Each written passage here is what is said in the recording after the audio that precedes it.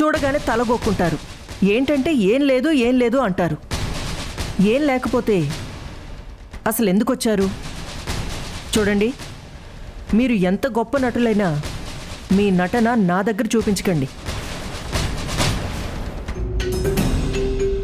ఏదో చెప్పాలని చూస్తున్నారు, మళ్ళీ దాస్తున్నారు. విషయం ఏంటో చెప్పండి. దాచటానికి ఏముందమ్మా?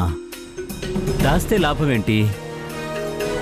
ఏం లేదమ్మా, ఏదో అమ్మా నాన్నలుగా నటించడమే కదా, ఏముందిలే అని వచ్చేసాం. కానీ మా నటన ఆవిడ ముందు సాగేలా లేదమ్మా. కాలాంతకురాల్లా ఉందమ్మా. ఎంక్వైరీ కళ్ళలా ఉన్నాయి ఆవిడ చూపులు. ఏటీఎంలో స్కాన్ చేసినట్టు మమ్మల్ని స్కాన్ చేస్తుందా అనిపిస్తుంది. అవునమ్మా, మామూలుగా చూడదు, పైనుంచి కిందకి తేరిపారా చూస్తుంది. ఆవిడ్ని చూడగానే మాకు చలి చెమటలు పడుతున్నాయి. మీరేమో శోభనానికి పట్టుపట్టండి అంటారు,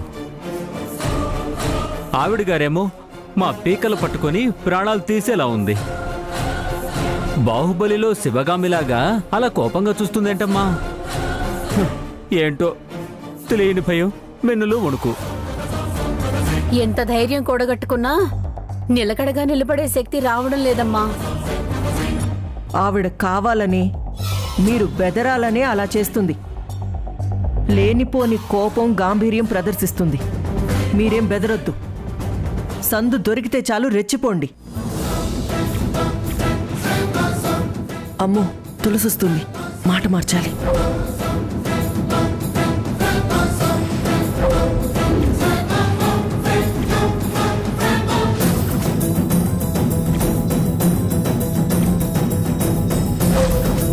బెదిరితే బయటపడిపోతారు.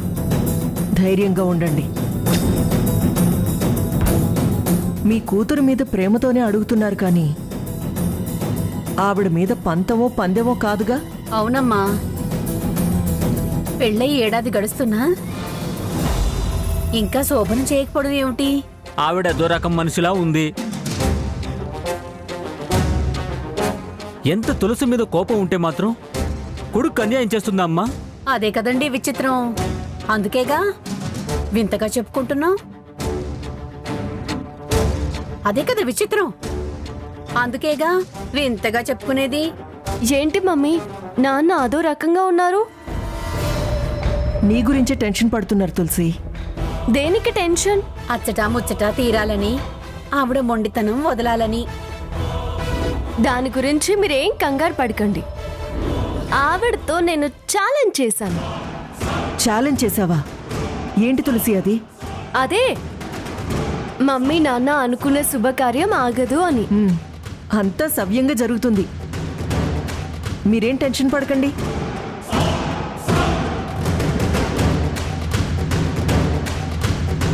ఆ దుర్గమ్మకి జడవద్దు. వీలైనంత రెచ్చిపోండి. క్షణక్షణం వెంటపడండి. ఏ క్షణం ప్రశాంతంగా ఉండనివ్వద్దు. మిమ్మల్ని చూస్తేనే కంగారు పడేలా ప్రవర్తించండి. వీళ్ళు అడిగిన శోభను ఏదో చేసేద్దామని ఆలోచన వచ్చేలా చేయండి. సరేనా? అంతే అంతే. అస్సలు తగ్గకండి. తగ్గారో నెత్తిన తంతుంది. జడిపిస్తేనే దారికొస్తుంది. మేమంతా మీ వెనకాలే ఉన్నాగా. రెచ్చిపోండి, సరేనా? అలాగేనమ్మా, అస్సలు వదలం. మరి మేమిక బయలుదేరతాం. మంచిది.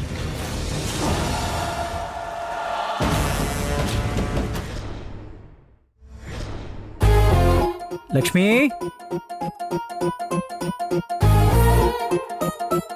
బంగారం, బంగారం.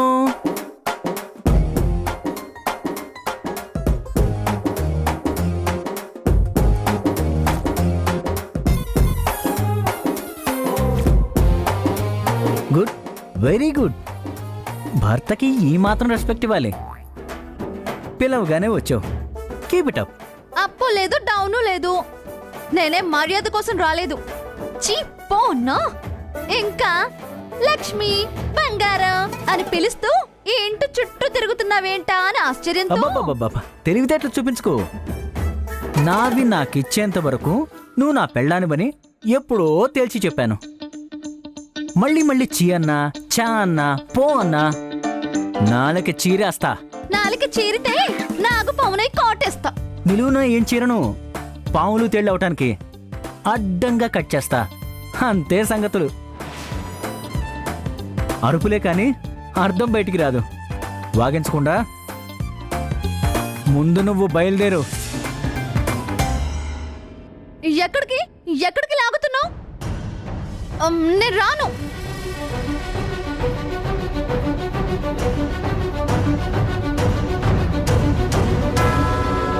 మా ఫ్రెండ్ వాడి బర్త్డే పార్టీ ఇస్తున్నాడు. మనల్ని ఇన్వైట్ చేశాడు. పద. పార్టీలు లేవు, పిక్నిక్లు లేవు. నేను రాను. వెళ్ళు. రానంటే వదిలేస్తా అనుకుంటున్నావా? మొండికేస్తా లాక్కెళ్తా. పదవే. నేను రాను. నేను రాను. మర్యాదగా చెప్తే రావా? రాను. ఆంటీ ఉందా? లేదు. ఉన్నా వెళ్ళమని చెప్పదు. ఒకవేళ చెప్పినా నేను రాను. పోనీ తులసి ఉందా? దాంతో చెప్పిస్తావా? అది చెప్తే నేను చచ్చినా రాను. నేను అడిగింది వాళ్ళతో చెప్పించడానికి కాదు, ఏడ్చికెళ్తే అడ్డుపడతారేమో అని. లేరు అన్నావు కదా, ఇక అడ్డే లేదు. పదవే. రా. అరే ఎక్కడికే?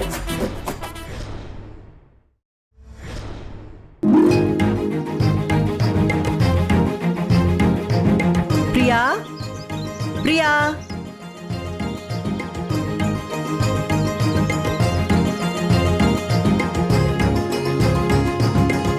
మోయలేనంత బరువు మోయలేక మోయడవెందుకు? పిలిస్తే వచ్చేదాన్ని కదా. నువ్వు మహాబలవంతురాలివని బాహుబలి అని పిలవాలా? ఒకళ్ళకొకళ్ళం ఇద్దరం కలిస్తే తేలికవుతుంది కదా. మనం పడి పడి ఇంత ఆరాటపడుతున్నాం కానీ అసలు వదిన శుభకార్యానికి ఒప్పుకుంటుందంటావా దాక్షాయిని? భయం అనుమానం ముందు పుట్టి తర్వాత నువ్వు పుట్టావు ప్రియా. అలా కాదు, వదిన అంత తేలిగ్గా ఒప్పుకునే రకం కాదేమో అని అంటున్నాను. ఆ తిక్కల లక్ష్మి ముసల్ది తప్ప దుర్గ పక్కన ఎవరున్నారు ప్రియా? ప్రసాద్ అన్నయ్య, ఆదిత్య మన వైపే. మనం 8 మంది ఉన్నాం. అందరం ఒక పక్కన చేరామనుకో, 8 వైపుల నుంచి దాడి చేస్తే ఏం చేస్తుంది చెప్పు దుర్గమ్మ? జడుసుకుని కయ్యం వదిలి మన దారికి రావాల్సిందే. ఇంతకీ కవర్స్ ఏంటి? తులసికి ఆదిత్యకి పట్టుబట్టలు తెచ్చా, లోపల పెట్టు.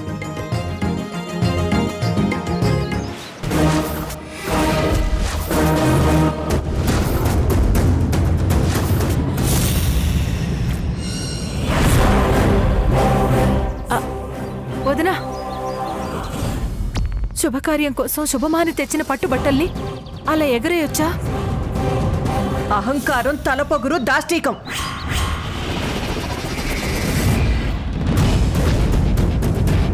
ఆపుతావా? మోత నష్టం. ఊళ్ళో పెళ్లికి ఏదో హడావడన్నట్టు ఆయన నువ్వేంటి ఈ కవర్లు మోసుకొస్తున్నా? డిఐజీ భార్యనంటూ పెద్ద బిల్డప్. ఈ బంట్రోత్ పనులెందుకే చేస్తావు? దుర్గక్క, చెప్.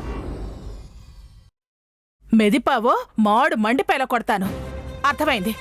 మొత్తం మీ సీన్ అంతా నాకు అర్థమైంది. ఆ పనికి మాలిన వాళ్ళు శోభనం అని ఎందుకు అంత పట్టుపడుతున్నారో నాకిప్పుడు పూర్తిగా అర్థమైపోయింది. వెనకాల మీరుండి మొత్తం కథ నడిపిస్తున్నారన్నమాట. వాళ్ళను ఎగేసి నన్ను ముగ్గులోకి లాగాలని, నాతో మాట్లాడిపించాలని, దాన్నెవత్తునో బారసాల పిలుపులని. ఊరికే మిడిసి పడకు దుర్గక్క. నేనిరుచుకు పట్టమేమిటే?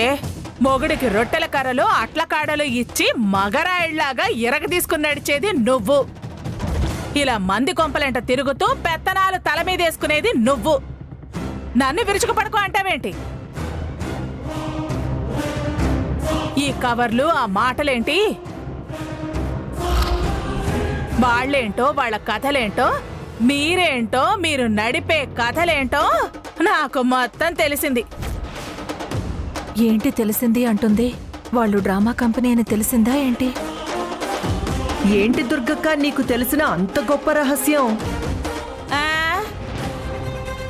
వాళ్ళు రాత్రి నీ ఇంటికొచ్చి నడిపిన వ్యవహారం ఏంటో అనుకున్నాను. ఇప్పుడు నువ్వు ప్రీతో అన్న మాట, మోసుకొచ్చిన ఈ కవర్లు చూశాక వాళ్ళు అడిగింది, నువ్వు అభయహస్తం ఇచ్చింది అంతా నాకు అర్థమైపోలా. ఇంకా ఏంటి తెలియాలి? నేను అసలు విషయమేమో అనుకున్నాను. చూడండి, మీరు కలిసి నన్ను ఒంటరిదాన్ని చేసి ఏదో నన్ను ఇరికిద్దామని చూస్తున్నారేమో. నేనంత తేలిగ్గా మీకు చిక్కేదని కాదు. మీరు ఎన్ని కొంటె ప్లాన్లు వేసినా, ఎంత బలవంతం చేసినా, ఎవరెవరికి ఎలా అనిపించినా, ఆ వచ్చిన తులసి అమ్మ నాన్న ఎంత మొత్తుకున్నా నేనీ శుభకార్యం జరిపించను గాక జరిపించను.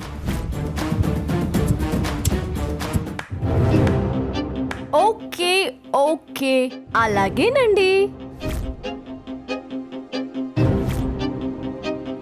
మహారాజశ్రీ మా అత్తగారైన లక్ష్మీ సౌభాగ్యవతి శ్రీ శ్రీ కనకదుర్గమ్మ గారు, మీరు శుభకార్యం వాయిదా వేసినా నా మనసుకి మాత్రం మంచి ఉపశమనం కలిగించారు, ప్రశాంతత లభించేలా చేశారు. మీ ఒక్క మాట నాకు 1000 ఏనుగుల బలం వచ్చేలా చేసింది. గుండెల మీద నుంచి పెద్ద బరువు దిగిపోయి చాలా రిలాక్స్ అయ్యి తృప్తిగా ఊపిరి పీల్చుకుంటున్నట్టుగా ఉంది. ఒప్పుకోను, కుదరదు అని శుభకార్యాన్ని వాయిదా వేస్తుంటే అలా పొగుడుతావేంటి తులసి? అదంతే, అప్పుడప్పుడు అదేదో అర్థం కాకుండా వాగుతుంది. అత్తయ్య అన్నమాట మీరు వినలేదా? మా అమ్మా నాన్న ఎవరో ఏంటో అనేదే గాని ఇప్పుడు మా అమ్మా నాన్న అని ఒప్పుకుందిగా. వాళ్ళు ఎంత మొత్తుకున్నా శోభన చెయ్యను అంది కదా.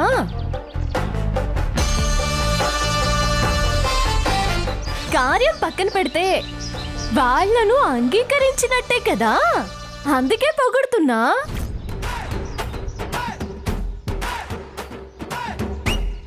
తల్లిదండ్రులని నువ్వే ఇప్పుడు అన్నావు కదా దుర్గమ్మ. వాయిదా వేయడం మర్యాదస్తుల పని కాదు, మాట మీద నిలబడే వాళ్ళ పద్ధతి కాదు. నీ మాట నువ్వే తప్పుతావేంటి దుర్గమ్మ? అడుగుతుంది కదా, చెప్పు దుర్గక్క. నువ్వే చెప్పు, నువ్వు చెప్పు. నేను చెప్పడమేంటి? ఓ తెగ దూరిపోయి కింద మీద పడుతూ తెగ ఆయాసపడుతున్నావు కదా. అడిగింది అది, చెప్పాల్సింది నేను.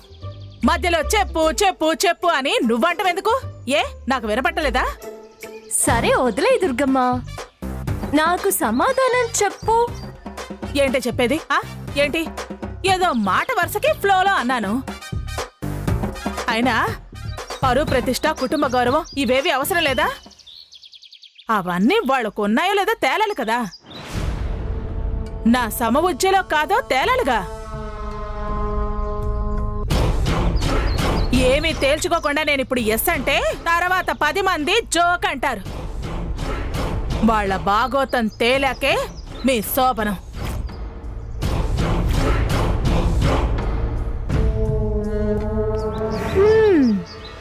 ఇంకా ఎంతో కాలం వాయిదా వేయలేవులే దుర్గమ్మ.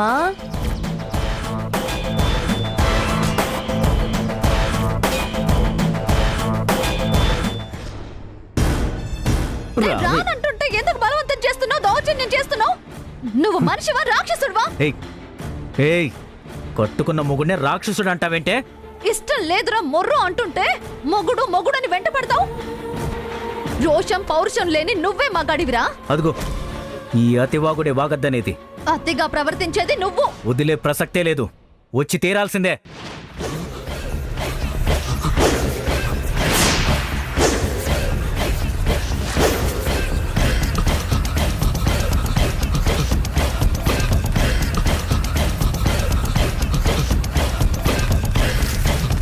రా. అత్తయ్య,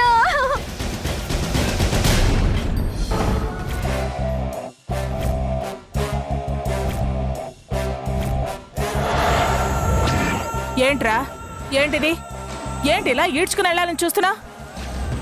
మనిషి అనుకుంటున్నావా పశువు అనుకుంటున్నావా? నా పెళ్ళాం అనుకున్నాను కాబట్టి. ఆ మాట అంటానికి సిగ్గులేదా? ఎంత కట్టుకున్నవాడైనా నీలాగా కఠినంగా ప్రవర్తించడు.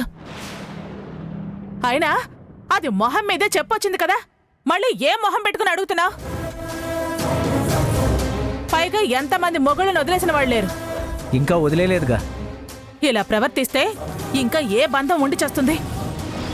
ఉంది కనుకే వచ్చాను. అంత ఖచ్చితంగా చెప్పింది కదా, వెళ్ళేదా? వినిపించుకోవా? అసలు ఏం జన్మరా నీది? ఇదిగో ఆంటీ, నా సిగ్గు శరాలు జన్మ వివరాలు ప్రశ్నించే ముందు మీరు చేసిన పని ఎంతవరకు సబబో ఒక్కసారి మీ అంతరాత్మని ప్రశ్నించుకోండి.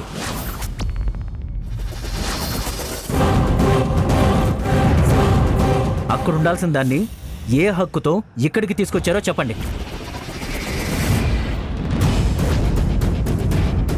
నా పెళ్ళమైన దాన్ని ఎలా కోడలుగా చేసుకుంటారో మీరు చెప్పండి. దాని కడుపులో పెరుగుతున్న నా బిడ్డకి మీ అబ్బాయిని ఎలా తండ్రిని చేస్తారో చెప్పండి.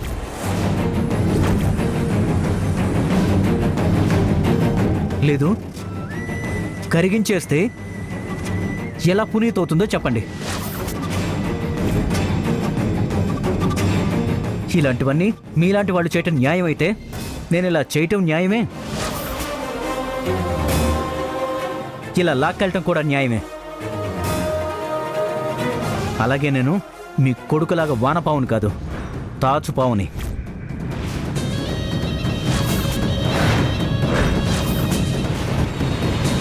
మీ వాళ్ళ నేనేమి దద్దమ్మని కాను. చీము, నెత్తురు, పౌరుషం ఉన్నాయి.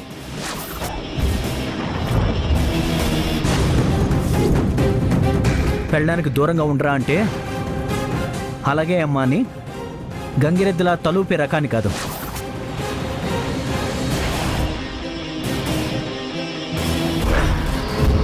అలాంటి దద్దమ్మల దగ్గర చూపించండి మీ గద్దరతనం. ఇది నా పెళ్ళాం, నా ఇష్టం.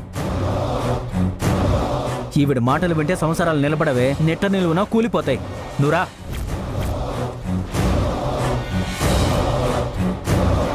రావే, రా. రమ్మంటున్నానుగా.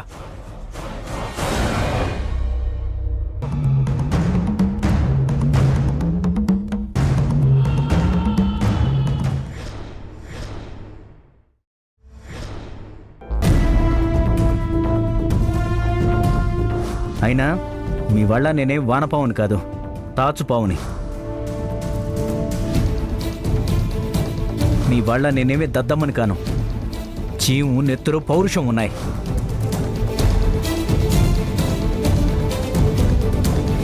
పెళ్ళానికి దూరంగా ఉండరా అంటే అలాగే అమ్మాని గంగిరెద్దులా తలూపే రకాన్ని కాదు.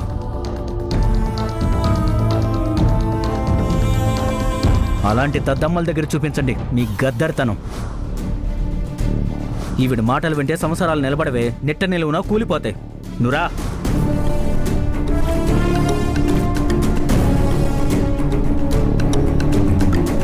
ఆఫ్టర్ ఆల్ ఒక అనామకుడు తేరగా ముద్ద తిని బతికే వెధవ 1000 సార్లు వేలం వేసినా ₹1 అమ్ముడుపోని విలువ తక్కువ సన్నాసి చల్లని రూపాయిలాంటోడు నన్ను నా కొడుకుని అనేంత మొనగడిగాడా? వదలను, వాణ్ణి ఊరికే వదలను. తప్పయింది అని నా కాళ్ళు, నా కొడుకు కాళ్ళు పట్టిస్తా. అయినా వాణ్ణని ఏం లాభం? వాడికా ధైర్యం వచ్చింది, ఇచ్చింది నా అనుకునే లక్ష్మి. దీని నిర్లక్ష్యం వల్లే వాడికి దీని మొగుడయ్యే అవకాశం వచ్చింది. ఇది వాణ్ణి చీ అనటం వల్లే వాడి అహం దెబ్బతింది. రెచ్చిపోయి పిచ్చి వాగుడంతా వాగాడు. ఇదంటే పడిచొస్తున్నాడుగా. దీన్ని మెలేసి వాడి రోగం తిప్పితే ఇది పిచ్చిది ఏడ్చి చేస్తుంది. వాడికి మాత్రం బుద్ధి చెప్పి తీరాల్సిందే.